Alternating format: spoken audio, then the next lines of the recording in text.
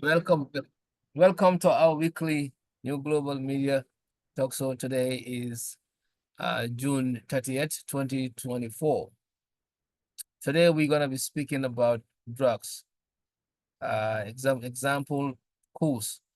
These are drugs that are really killing youth in our country, and the way and the manner these drugs is affecting our children and our youth is really, really, unprecedented. So it's about time to talk about it and how to prevent, the use of these drugs, at a higher level, even the trafficking of the drug and so forth, and what are the government's responsibility and what are our individual responsibility. So we're gonna talk about that. And we're gonna also look at the president's State of Nation address, where he mentioned key areas that need to be changed or that need improvements and new projects along the line. So we're gonna also look at that and then see how feasible they are and what is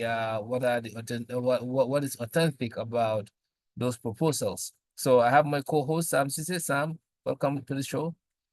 And I'm your host here, Sawaneh in New York. So Sam, about the drugs issue that we are facing in our country. We're seeing that a lot of people are getting killed. There was this incident that somebody cut their tongue uh, Yep. not long ago because of the effect of these drugs when the person took it. So incidents are happening each and every day, and it's unprecedented. And we have seen a massive use of drugs, especially for the youth, since we have this new Gambia.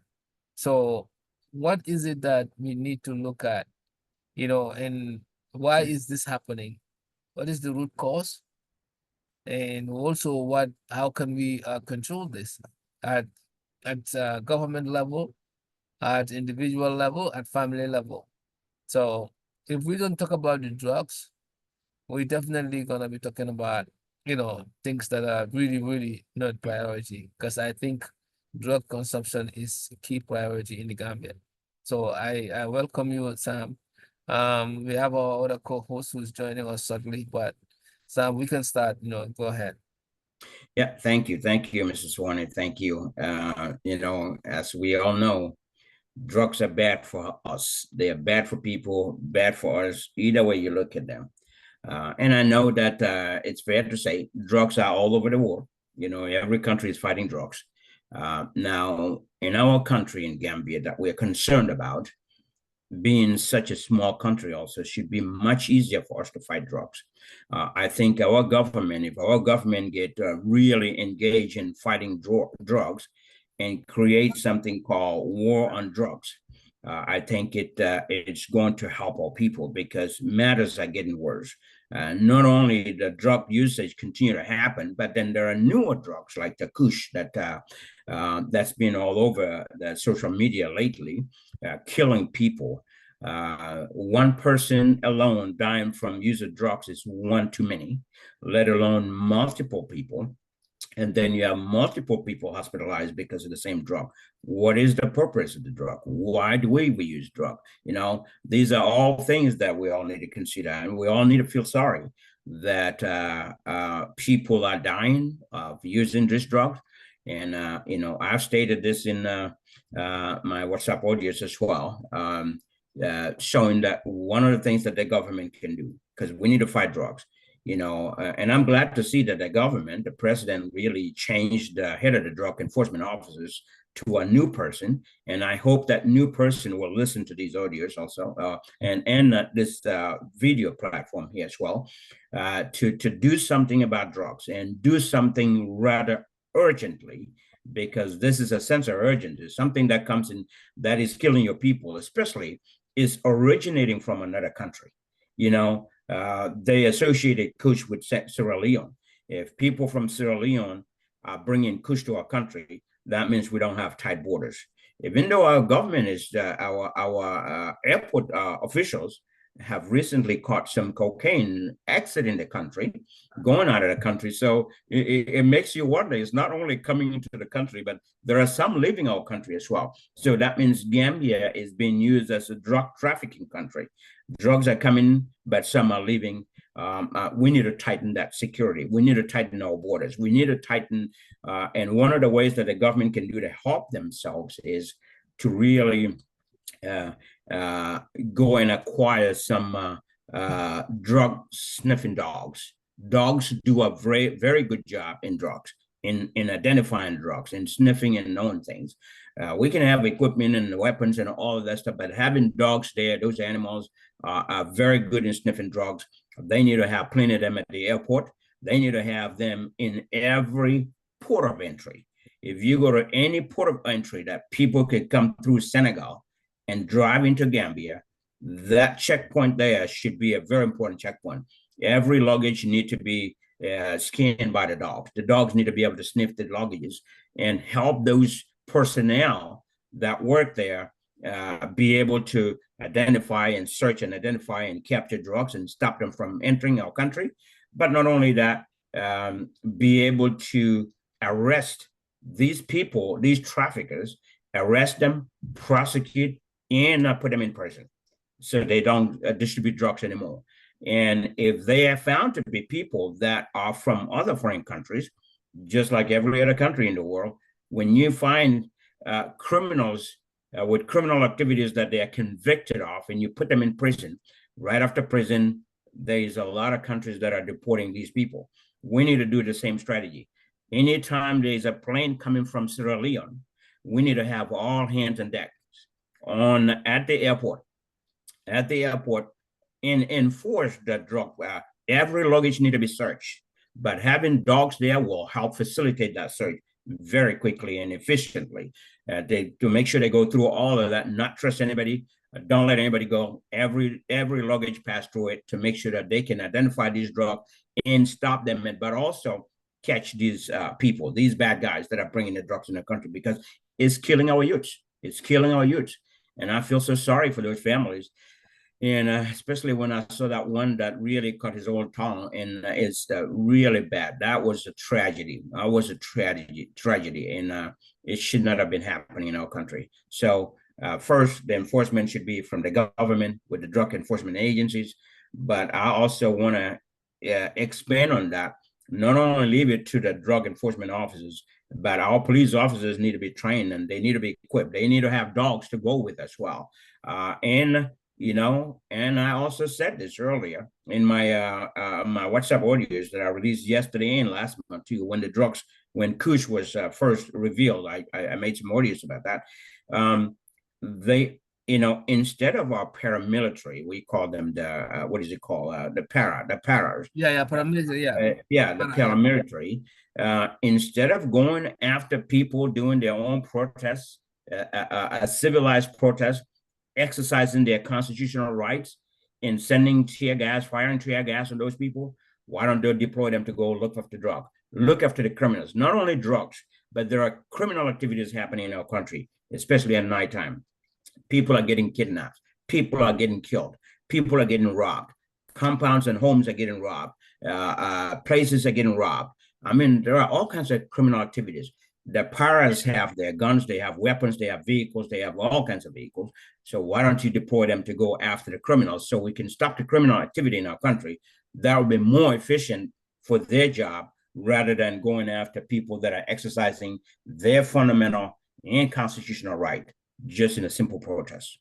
You see, so I think a proper reinforcement of drug enforcement will be a key to the success in fighting drugs.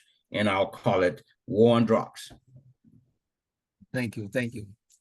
Sam, so you give a good background and you mentioned Sierra Leone, for who's been coming from Sierra Leone. I know, Sierra Leoneans might I disagree with that, or might want to say, why Sierra Leone? I mean, what are your facts? But the point here is that even if the drugs are not coming from Sierra Leone, these cool drugs, the fact of the matter is that this is not the same state. This is not the same situation that we were in. 10 years ago. Yep. And then drugs has been around as old as I am. So what is it that has changed in our system that caused this problem?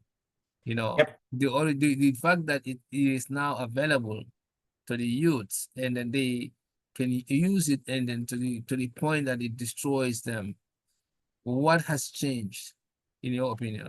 Yep. There's a lot of things that have changed. And first, I'll go back to the Sierra Leone thing because the word Sierra Leone came on in the news and from social media that they are the people that really had that on social media about the drug usage. So Sierra Leone is just a country named in the social media that drugs are coming from.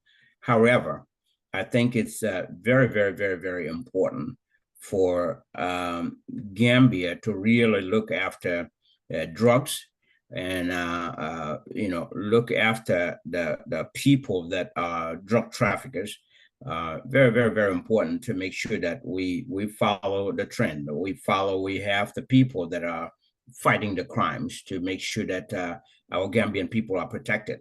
It has nothing to do with any country specifically.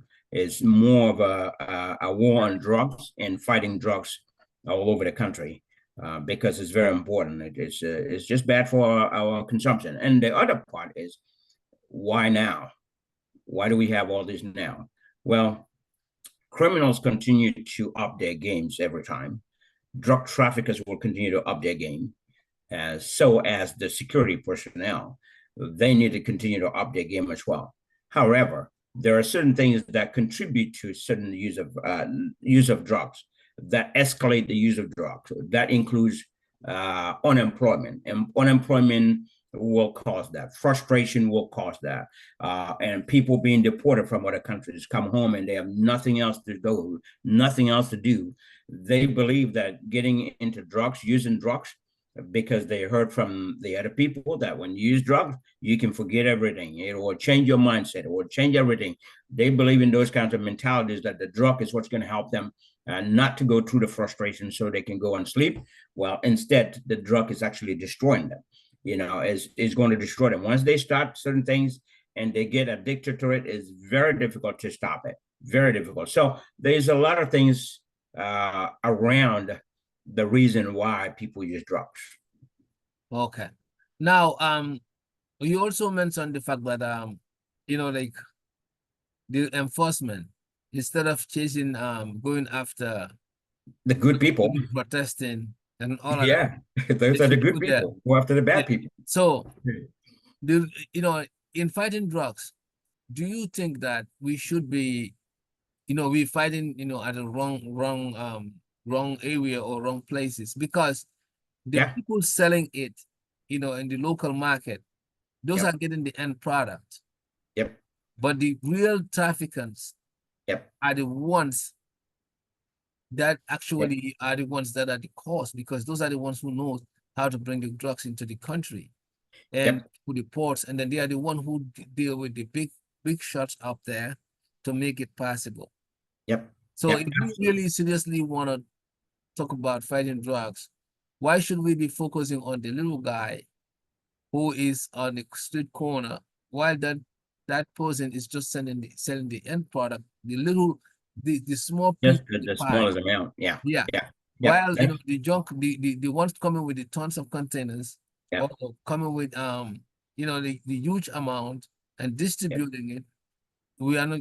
Those people are not being caught. When was the last time, beside Banja, the guy who was and we don't even know his state of his Banja, the guy who was associated with that big fisheries bribery, right? We don't even know. I mean, maybe you know about his fate, but I don't even know whether he's one of the people that the president pardoned, and he should already be out of jail by now. So we don't even know. But that was a corruption case, a corruption scandal, and you're right. He was the only one that I know of that's been caught and prosecuted and put in prison. And part of the reason for that is because there were indisputable video evidence that no one can deny. There was a video evidence. The government cannot deny that part. That is So, there. so, So they so, took action on right. him. So what I'm trying to say here is that, it's just like, oh, alcohol is not good, but we have Joule Brew in our facility. Okay, Mm-hmm. you have manufacturing companies there, but still you're saying that alcohol is not good, and we cannot regulate the consumption. Yep. You Yep. saying that drug is not good, but behind closed doors, those people whose hands are in the drug trafficking are the Mm-hmm. same people who are saying that drug is not good for children. But Yep. because of the interest there, the money is what entices them to do something that is not good just because of their individual, interest. So what I'm trying to say here is that I think, we are focusing our energy on and the end product Yep. instead of the root cause. What I know, why is it here in the first place? Because Yep. if that one is stopped, the kids gonna go out and say, "Oh, I'm looking for drugs. Where is drugs? You give me drugs or I kill you." No, because Yep. they will Yep. not even get that energy or that mindset because they will not be consuming something. Maybe Yep. they're gonna go and And just consume marijuana, and marijuana has a limit. Marijuana doesn't do what cows and yep. other drugs does. Mm-hmm. You know, Mm-hmm. Mm-hmm. so Yep. I think So we really are yeah. not really hitting the nail on the head. But go ahead. Yeah, and you mentioned that part, which is an important part, which is the government going after the minor crimes when the major ones are there. That's why I started this conversation with securing the ports, every port of entry, because that's where the majority of the drugs come through. Airport, seaport, and all the borders. You know, I said that if the government can get those drug sniffing dogs and deploy them at the airport, deploy them at the seaport, deploy them at every port of entry between Gambia and Senegal, I think is going to tremendously decrease the amount of drug coming into the country. That is the start. You want to start tackling the root cause. The root causes is coming into the country. So stop the importation of drugs into the country first. Once you stop that, then you have another troop, another batch of people, drug enforcement officers, that goes in inside within the country, into within the cities, and go raid places that are suspicious of dealing drugs. And this will come very well handy when the security officers work with the public, because the public has information. Everybody knows your neighbor. Everybody knows what's happening in your neighborhood. You know who are coming in, how many people are coming in and out. Doesn't necessarily mean they're dealing drugs, no. But anything, anywhere there is suspicious activities, people need to report that so the raiders can come raid them.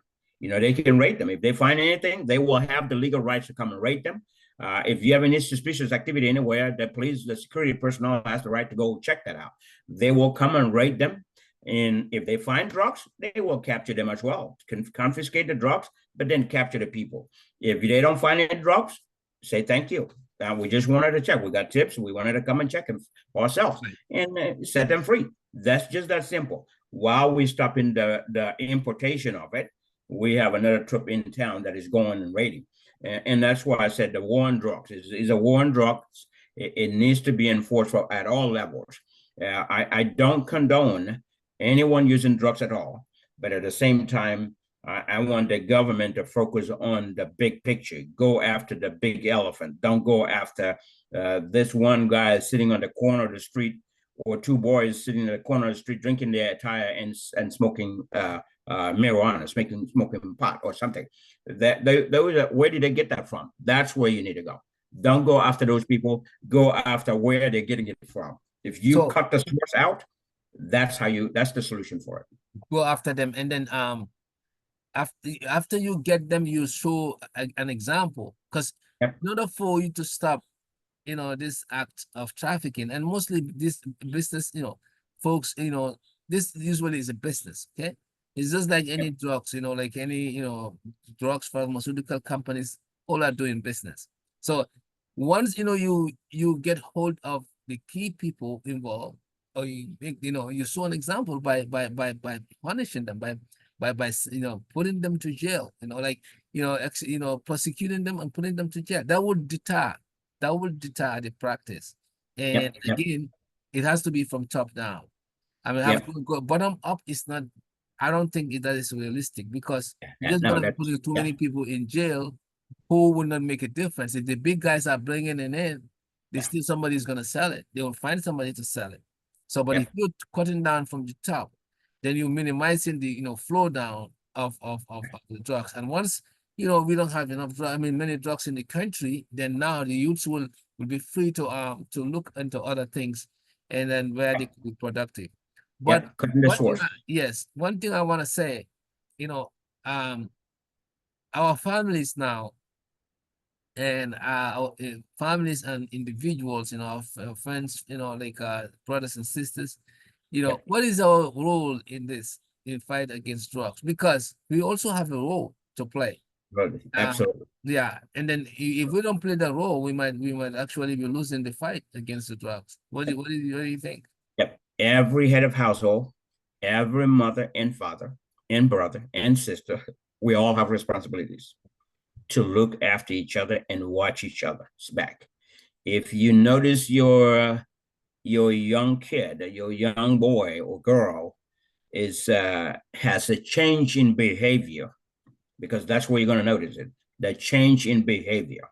You're going to see that change in behavior. You notice something, that is the day to take action.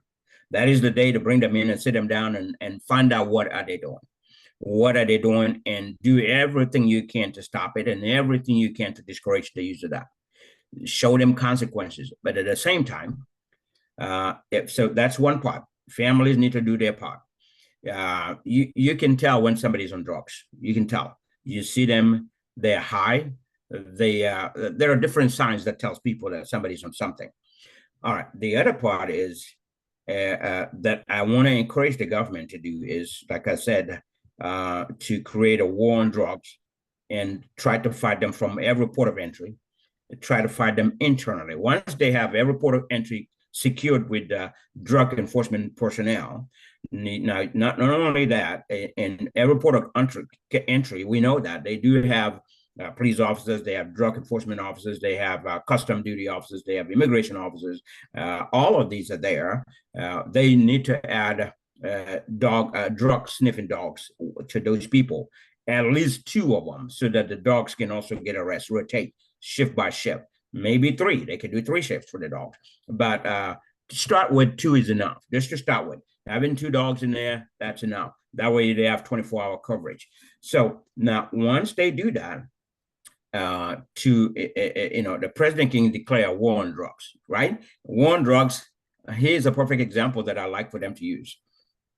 Money that goes on demolition derby and demolition people's properties and But all of that on the highways, even though I don't condone that, we need to have someone like that is going after drugs.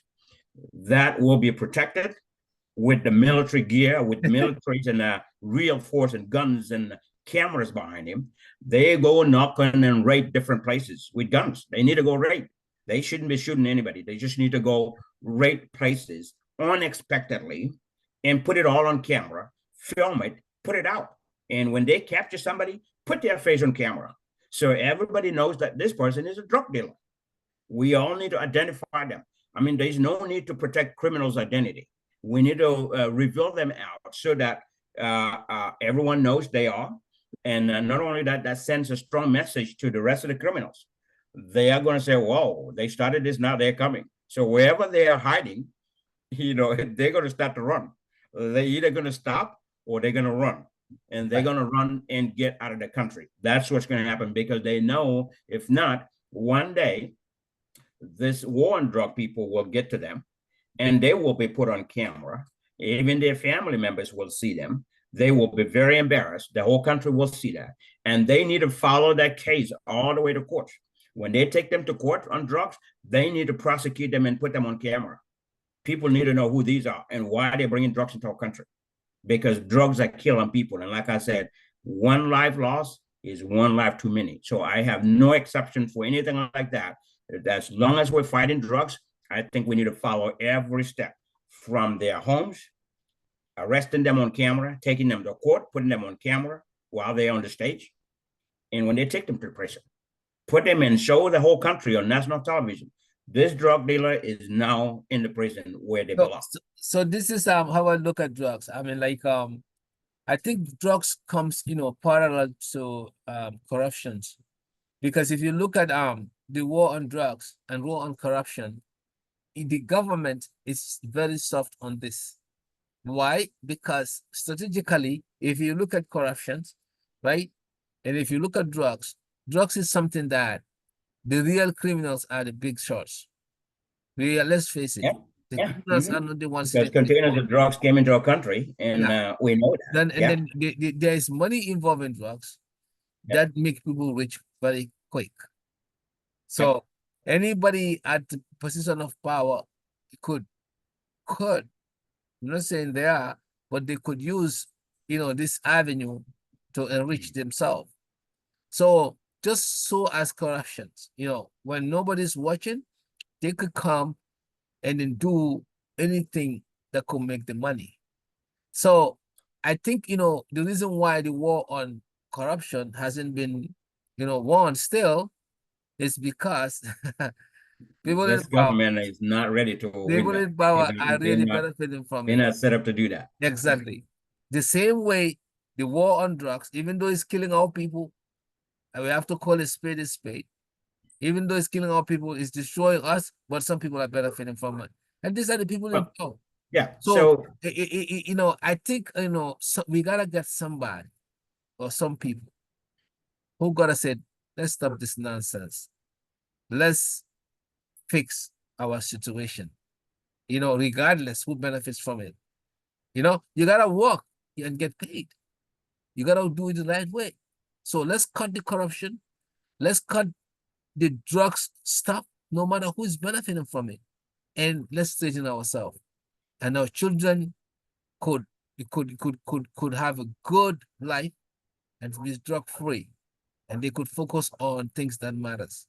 I'm telling you, I mean, like when I see young people hanging themselves because of drugs, consumption, some people are going mad. If you look at the Kush, what it does, I saw one time on a video, like again, this was in Sawaneh, like you said, I don't know if Freetown, this one was taken.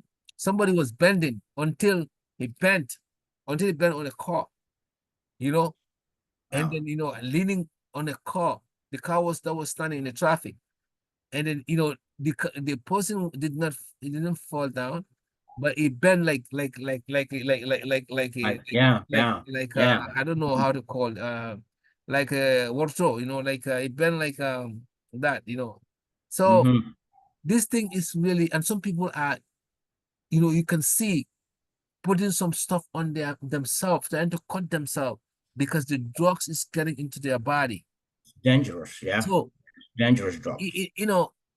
why would we even have this even in our continent, especially in the Gambia Yep, at this yep, point? yep. So securing borders and securing all ports of entry is the key to it, is the solution to it. This is Once something that we security, need to eradicate in Africa, period. Not only yep, Gambia, but other right, right. elsewhere as Well, well. it's got to start somewhere. And for us, yes, what you said is right in Africa in general, because it's just going to destroy Africans. Yeah. We need to look at everything as a one step at a time.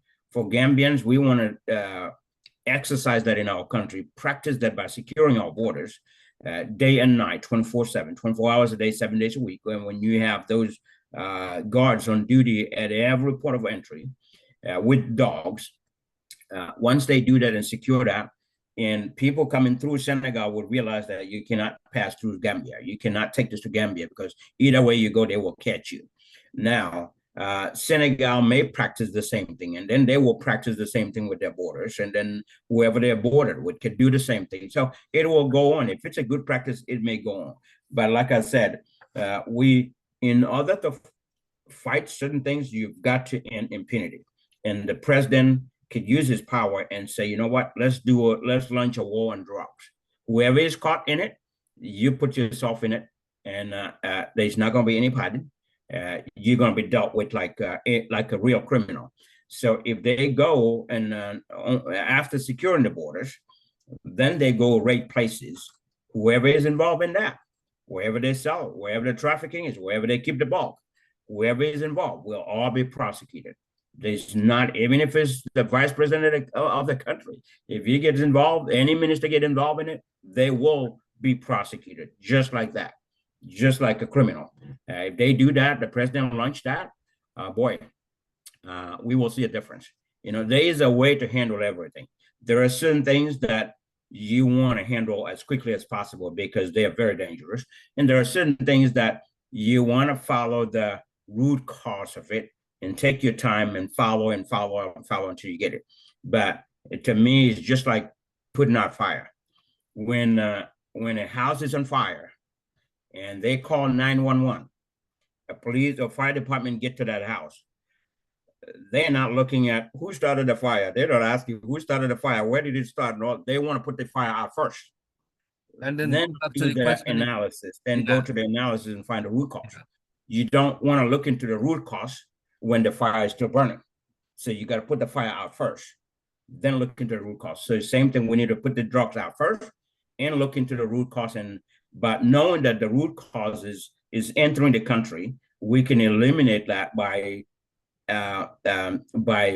securing our borders and all port of entry. I mean, Gambia, do we have drug sniffing dog? No, they need to. I mean, with all the millions that we have, all the millions, you can even get dogs donated to you by the other countries. So we And we are not really we're not looking we're into not it. We really need to fighting. explore it. Yeah, Yeah. we need to explore it. That's it. That's what it is. We need to explore it. If they come to America and say, we want the drug sniffing dog, can you guys help us? They will help you. You go to Germany, they will help you. You go to Belgium, they will help you. Swiss will help you too. If not, buy it. We have the money to buy the dogs. I mean, the dogs.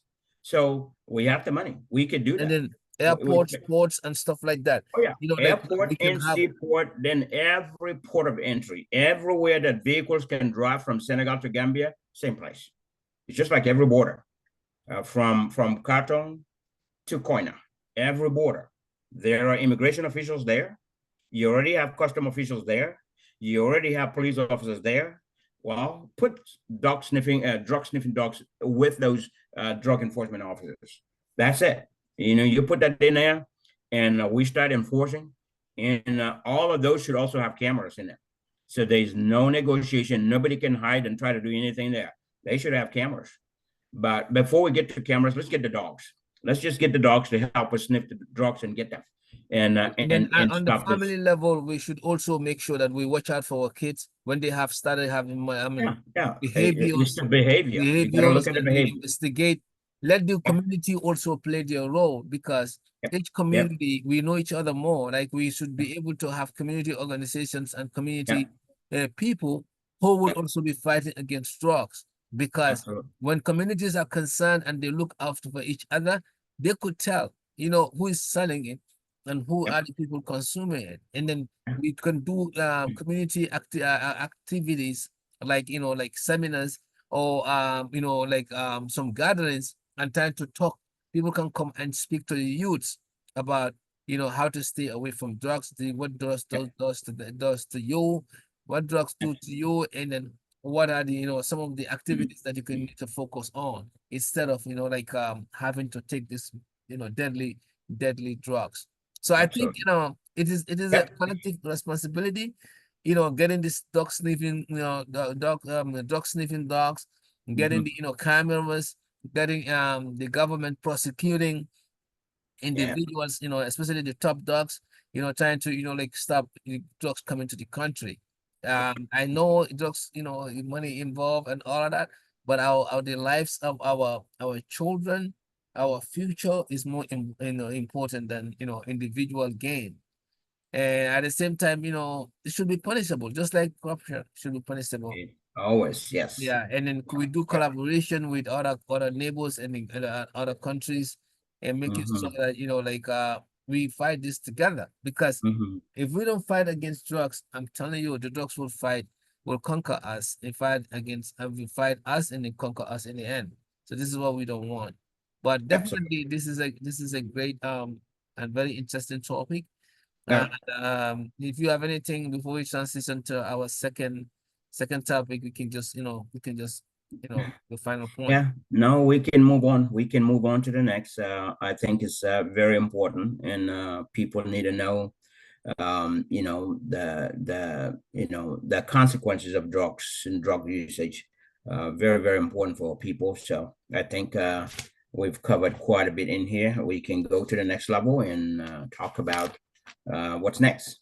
Yep. Yes. So that being said, the last I think that's I mean a few days ago, we had the president of the Gambia did his the State of the Union address.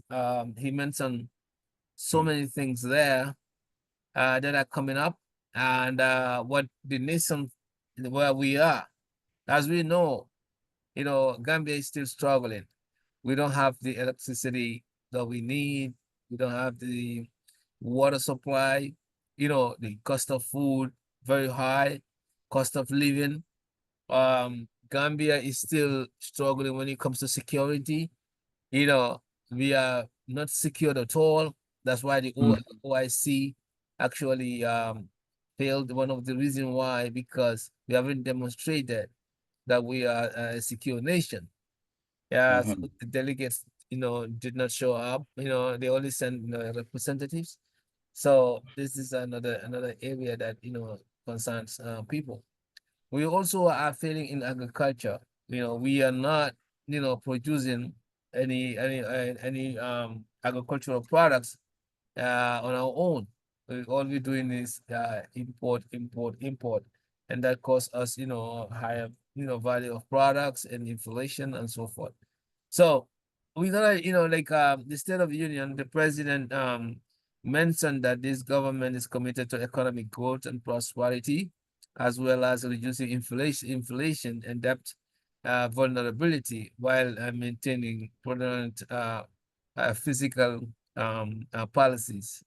I like the fact that whoever is was writing the president's speech was really, very articulate in putting such beautiful things that flows in the minds, But I just wish that what is written on this. I'm writing from this article that was wrote by someone.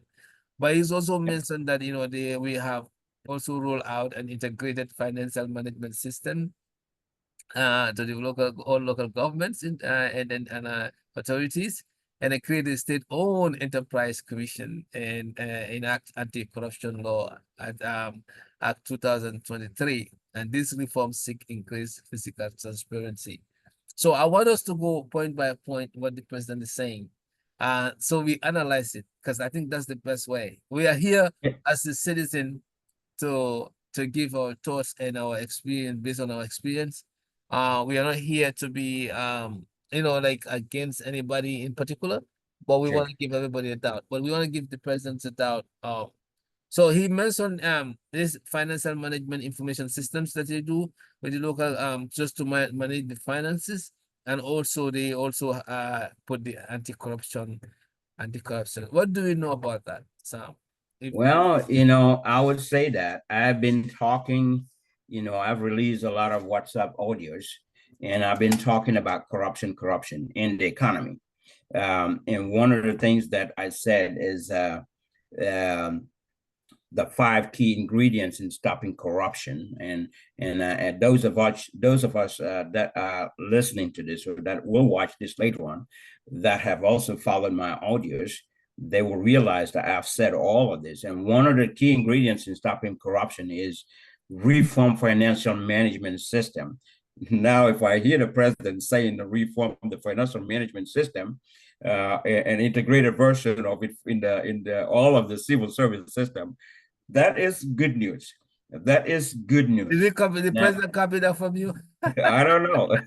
I don't know, but it's a way to really solve a problem. but it's not the only one. There's a lot of things in there. He has to end impunity. Don't be forgiving people. Let people dance to their own music. If you make your bed, you've got to lie in it. So people that steal our government, I like our that. You state make a funds, bet. We gotta lie on, yeah, somebody else. yeah. If I you like if you that. steal government money, I mean our state funds, you've got to be held accountable for You that. gotta pay for it. And yeah, you It's will be arrested. They should be arrested, prosecuted, pay for it, recover that money. But anyway, so reforming the financial management system is important. I know, and I hope it's not just saying it by mouth and putting it on paper, but no actions taken, because that's one of the things that really affects Gambia. We say a lot of good things, but we don't do them. We don't take any action in doing them. And to your point, I think this speech, I haven't watched the whole speech. I just read what was written in the speech. I think this is a much improved version of the president's speech. This is what makes sense. And I've talked about this in the past after his speeches. I said, talk about things that really are important to the people. Tell us, where were you before? Where were we before? And where are we now in terms of the economy? Give us some numbers. Tell people what we need to do, and tell people what is your solution, what is your plan to tackle such things. So I think the speech was this address the nation was good, definitely good. So I'll give credit to the president and whoever wrote the speech for him. I think they're good, and I hope everything. I know it was not me who wrote the It speech. wasn't me either. But some of my ideas are in there, though. I know that. I know some of my ideas that I've said for the past few years are now in there. I even heard that mile two prison is Maybe going to the be. president was listening to you I don't somehow. know. I heard that a mile two prison is going to be closed. Did you hear that? Did you see that part there? Mile two, Yes. yep, We I've coming talked to about yeah, this. we coming to that. Are we coming to Yeah, that? I've talked about this since 2018. Closed the mile two prison is not fit for human beings, you know. But anyway, so there was a lot of good things to it. And again, my concern is everything going to be executed to the T based on the things that are going to happen? And there are some financial things involved in it. So talking about the economy, starting from there, the economy is one thing, definitely. He gave a brief explanation there, and the economic growth that we have, I don't think it is good enough. We should have been in a better place if we had not allowed multiple people embezzle millions and millions of our Gambian coffers. Gambia's development today in 2024 should have been in a much better state than where we are today, because we lost a lot of millions. There's a lot of things that we did. There is still a problem with our infrastructure. We cannot have electricity supply for the whole country without interruptions. We don't have water supply for the whole country without interruptions. Well, a lot of places don't even have water supply. They're still drinking from well water. So you look at that. Internet is not stable. Telecommunication in general. Roads are being built, which is part of infrastructure. But look at our schools and hospitals. These are all part of our infrastructure, power plants. So there's a lot of work that need to be done, but we've already lost millions and millions and millions of dollars. So it really got to a point where it's almost going to cripple our economy. So if there is a little bit of economic growth, I'll take that. I'll take that. But I'll say that there's a lot more to do on that. So the other part that I want to talk about is the anti-corruption bill that he mentioned that they passed. You know, I said this during my WhatsApp audios. You cannot just pass an anti-corruption bill and think it's going to work. It's going to stop corruption. Well, there's a lot of things that need to happen. There is a system change that we need first. We need to change our systems. We need to change the mindset of the people. We need to hold people accountable. Otherwise, the anti-corruption bill is just going to be the same bill. It's just going to be treated just like when you say police officers are not supposed to take a bribe on the road. Well, that's a law, right? Right. Isn't it? They're not supposed to be. Nobody in the government should be taking briberies. Well, guess what? It's been happening, and it's going to continue. So the anti-corruption bill is another bill. It's just going to be like that until and unless we change the systems to support the anti-corruption bill. And unless we change our mindsets to be able to support the anti-corruption bill, You've got to put a system in place that will eliminate the possibility of anybody stealing. That's what you got to put in place first. Then put an anti-corruption bill. So I would say that is one thing. I also heard that the IMF has 100 million new something facility to economic recovery that IMF pledged to do that or something like that. The saddest thing, and then the U.S. Also had a $300 million for Gambia's development and things like that. You see, the saddest thing about this is if we get these funds in cash, we misuse them. We misuse them. Gambia misuses funds. When funds get there, everybody wants to chop a little bit out of it. Everybody wants to get something out of it. Yeah. The top people want to get something. Everybody wants to lay their hands on those funds. And at the end of the day, the purpose of the funds are not being met because we have not utilized the funds where they need to be. So my advice to that and the solution to that is if the U.S. government is going to sponsor Gambia and any country that's going to sponsor Gambia with any type of funds, with anything, any project, if I were the president, I would say, how about, I would ask, there's nothing wrong with asking. Knowing that our country is a corrupt country, I know the president will probably not say that. He probably would disagree with you that.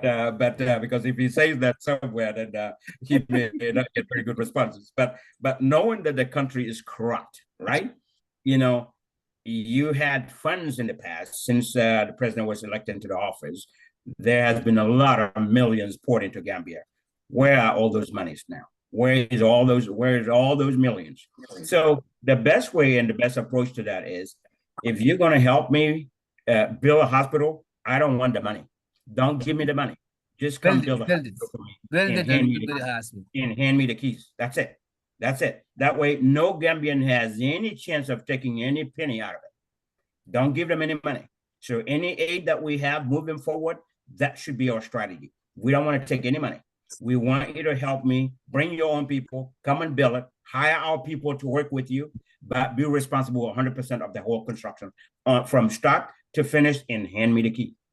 That's what Gambia needs. That's what's going to change that system is going to eliminate anyone from possibility getting any dime out of it. Not a minister, not a president, not anybody else. No worker will access any funds because these people will bring all their materials.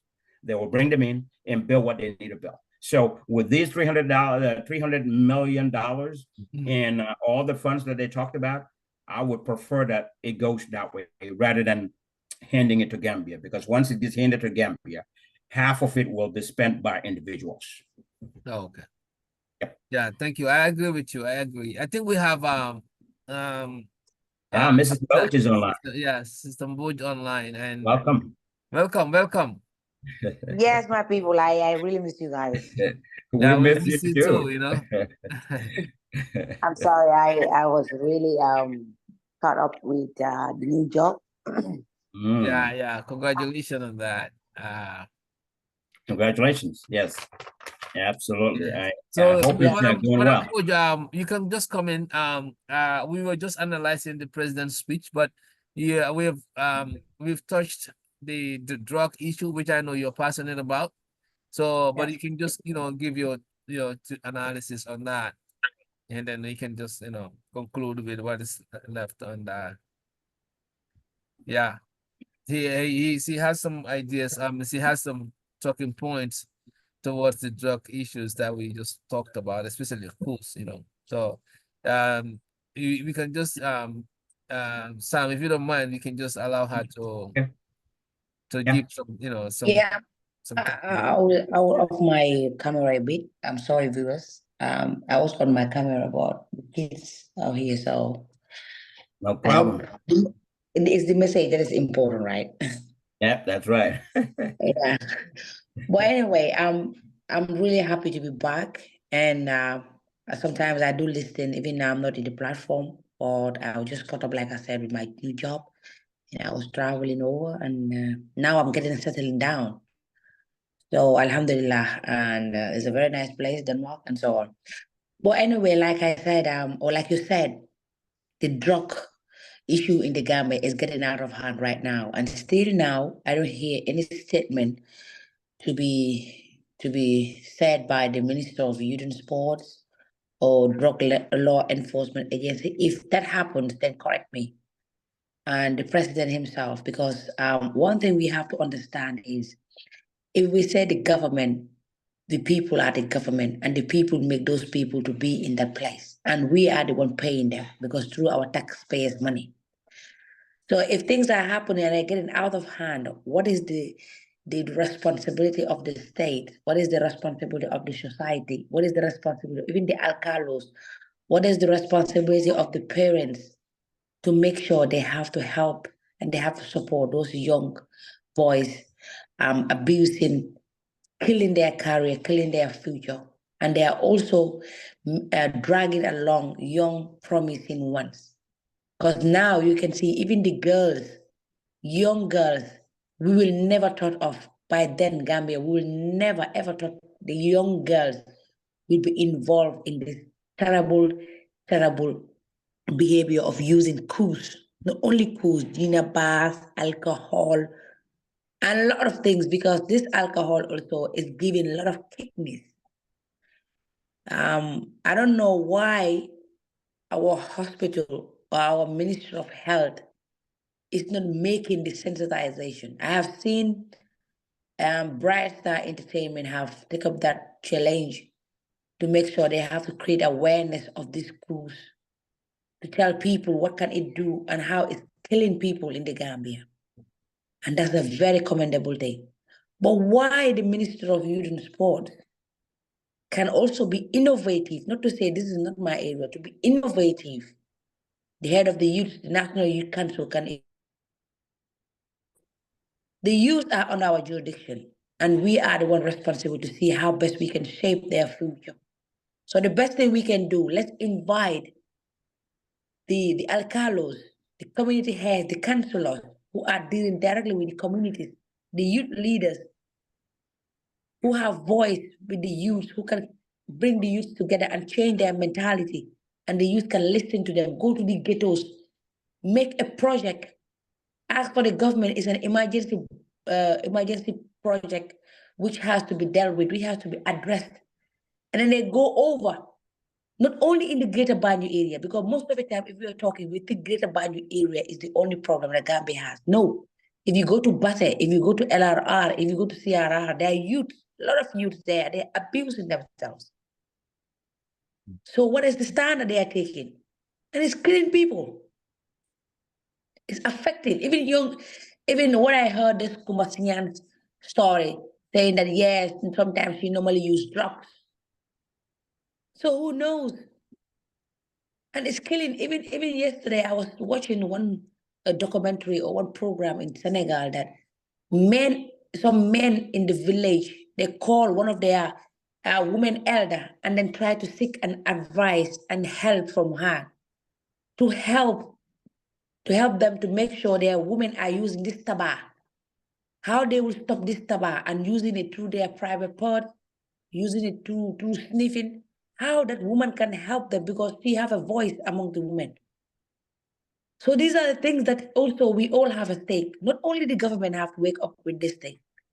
We have a stake, the society have a stake, and they have responsibility to take because and the children, the mothers also, the parents, the guardians, the friends, peers, everyone have influence over this, how make sure we have to fight against this. But the government have to get up with an initiative to make sure this has to be a campaign. And this has to be done because it's killing Gambia. It's making lots of young youth are losing it. They don't concentrate anymore with anything. Now it's this Ceesay and these nightclubs. They have to give a lot of monitors. It's terrible. So jumping from there, I heard my uncle was saying, Sam, which is I really, really admire this advice. And I think that's the best way forward. Gambia don't need any more finances. Gambia needs people who will come and then build what they want. If they want hospital, let them bring people. Hence, we cannot do it for ourselves. We have been given millions of millions. But what are we doing? Nothing. We share the amount of ourselves. What do we first think about to build houses, to show ourselves that we are important in the society because we have a good house, we have a good job. Instead of you are given a job in Gambia and then you have to be crying every day saying that there's a big tax ahead of me because I have to reshape why they have the trust to appoint me in this position is because my competency. Some might not be a competence, some might be a nepotism. But even though they put you in a position, you have to tax yourself that this is something that I'm paid for, and I'm given all the privileges. I was reading what they're giving.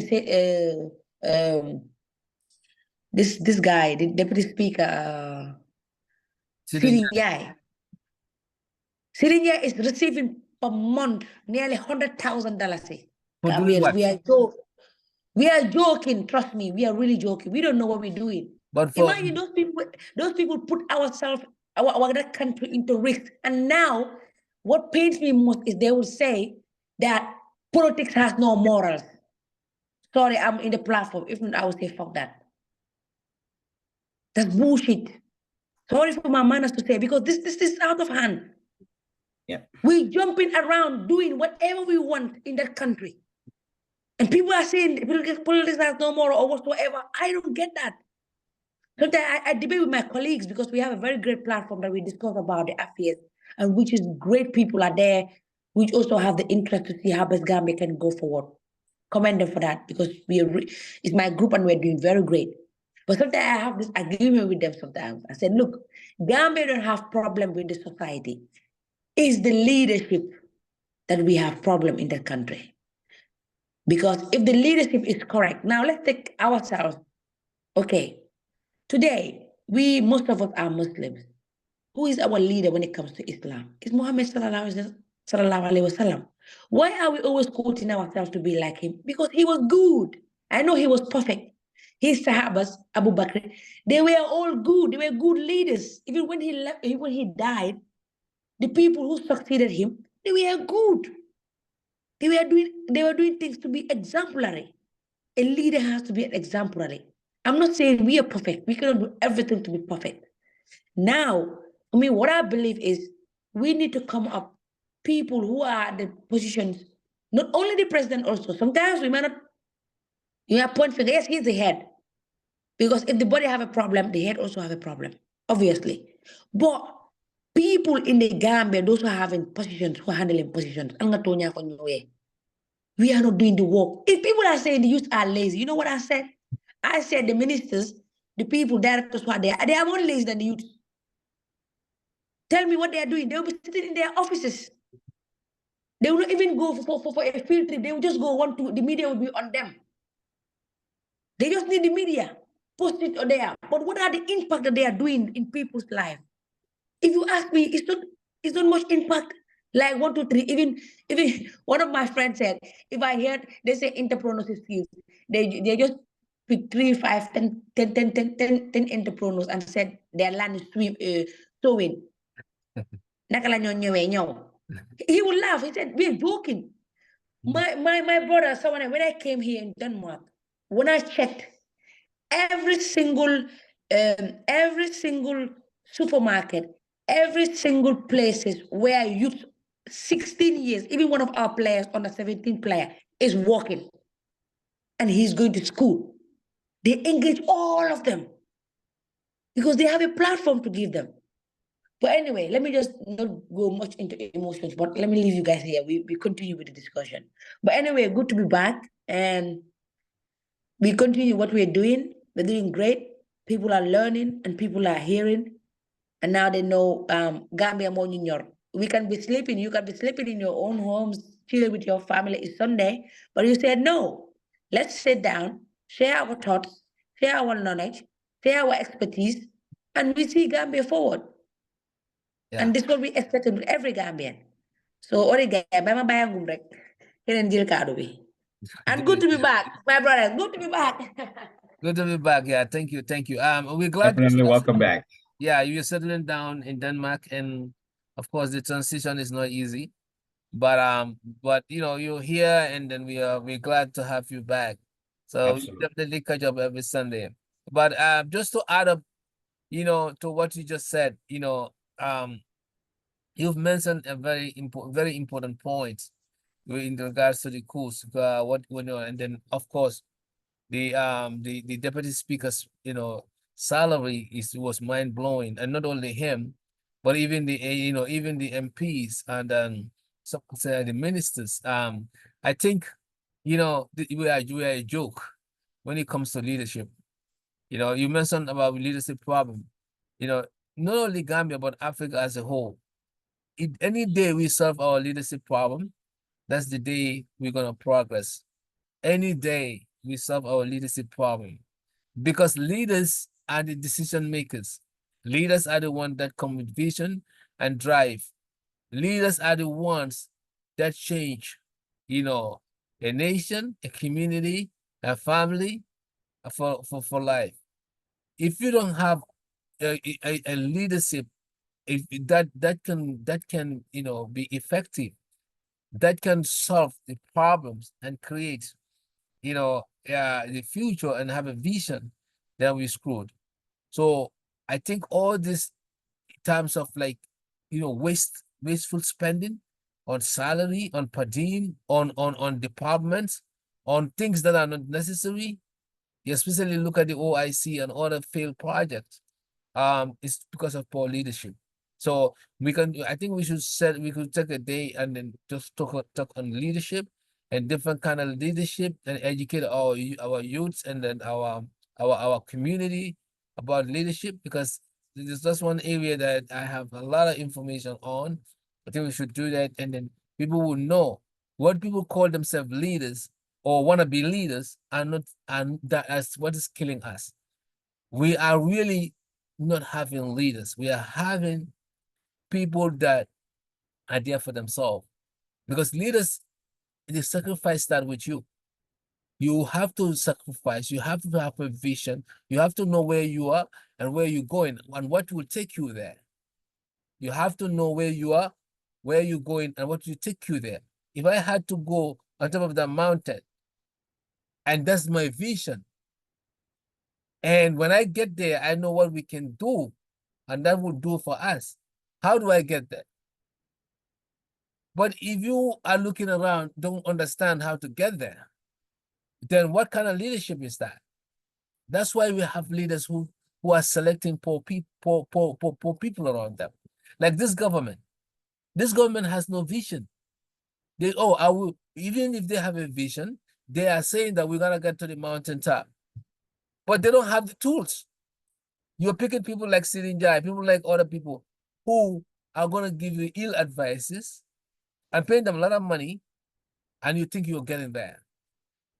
So all I want to say is that I'm just giving a scenario, as a synopsis, and then in a scenario of what good leaders are. You need the right people around you, the right tools around you to get to your vision. So you have to have a roadmap, and you have to have a vision and time frame how to get those visions accomplished. So we are a joke. I mean, when we talk about leadership in our country, it's a joke. Still, since independence, we haven't acquired one. I haven't seen anywhere in the Gambia, and more so in Africa, that we have really, really. The only place that I can say in Africa that is making headways to three countries: Kenya, Kenya, in Ghana, and perhaps Rwanda. That we can see the leadership, leadership has really, taken a headway. But other countries are behind. So I'm glad that you mentioned that. And also when it comes to these drugs, I think we said it all. It is a problem, and we need to seriously talk about it. Girls getting involved, getting drunks, girls are going to the beach side, getting, doing all kind of craziness. I mean, it's just crazy. I mean, you see our young girls getting into this. So I'm gonna let Sam come in here. But again, sister, you definitely, an asset, and then I think we should be hearing from you more often than not. Yeah.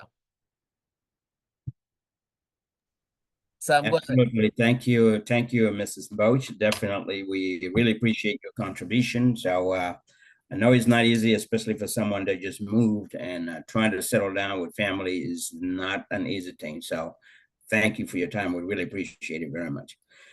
So yeah, moving on here, and definitely we analyzing the president's speech, and some of the things that we were talking about is the economy and all of the things that he said there. There's a lot of things that we may not be able to talk about all, but a few things in there that, like I said, anything coming to money and funds, I'd rather have whoever is giving us funds, rather negotiating that contract to see if they will come and build it, rather than try to get a contract in the Gambia, a contractor in the Gambia, because that does not go well. It goes one-sided. It doesn't get done correctly through PURA, and also or GPPA, Gambia Public Procurement Authority, does not get the right thing. They don't go through them. They just do things the way they want to do it. Because somebody wants to get some money under the table. So if you bypass all of them and have contractors build whatever we need to build, I think it will help us in the long run. So that is one. The other part that I heard from the speech is there were 8,427 vacant jobs in the government between the defense ministry, the security sector, and the healthcare system. So that baffled me a little bit. We have a lot of people sitting in the Gambia that don't have jobs. I know not everyone will be qualified for certain jobs, and they did mention getting the right people for these. Well, I think I gave a proposal, which is the comprehensive civil service reform. If they just follow the comprehensive civil service reform proposal that I gave, I think will eliminate all of this, because they will select the right people for the jobs. We have people sitting there that not having jobs, and you're telling us now we have 8,427 jobs, vacant positions in the country, and you want to tell me there's not a single person in the Gambia that can fulfill even one of those jobs? I don't believe in that much. I would say that the PMO and his team then may not be doing the right thing. They've got to advertise all these jobs and put the qualifications there with the job description and allow people to apply from home and diaspora.